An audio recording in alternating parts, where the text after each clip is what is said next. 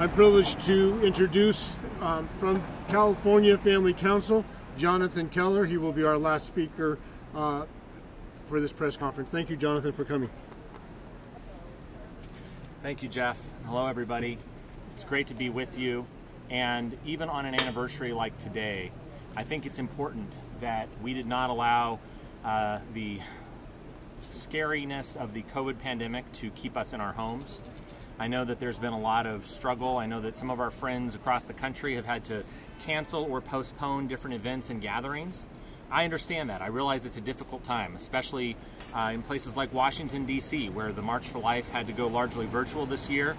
I understand there's a lot of competing struggles, but whether you are here in person or whether you are here remotely watching us on Facebook, or you are just reading this later, you're hearing stories about this later, I don't want this moment to go unremarked upon. It has been 48 years since the tragic, the heartbreaking decision of Roe versus Wade. And I can tell you that I think many people, many of our friends and fellow leaders are tired.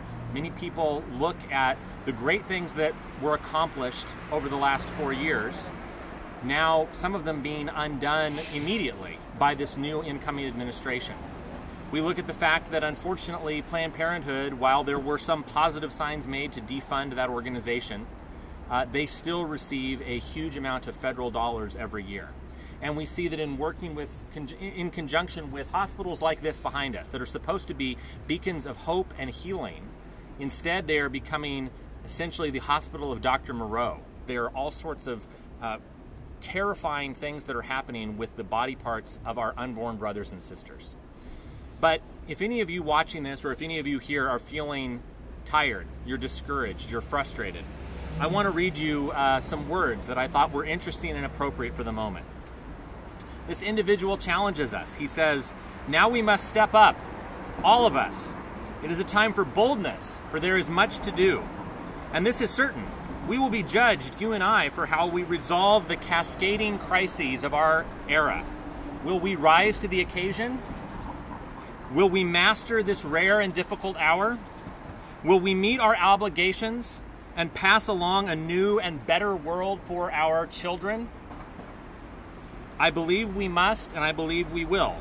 And when we do, we will write the next chapter in the American story." That was our newly inaugurated president, Joe Biden, just 2 days ago. Thank you, Joe.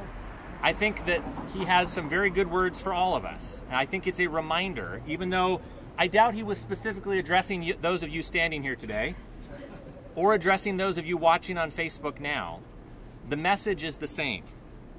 Will we rise to the occasion? We stand on the shoulders of giants, people that have been in this fight for literally decades. Just a few days ago, we lost Joe Scheidler at the age of 93, a man who had been fighting in this battle for almost 50 years. He never gave up. He did not grow weary, despite decades of litigation and being forced to go to and from the Supreme Court, threats of physical violence, bankruptcy, and everything else. He persevered and he fought the good fight.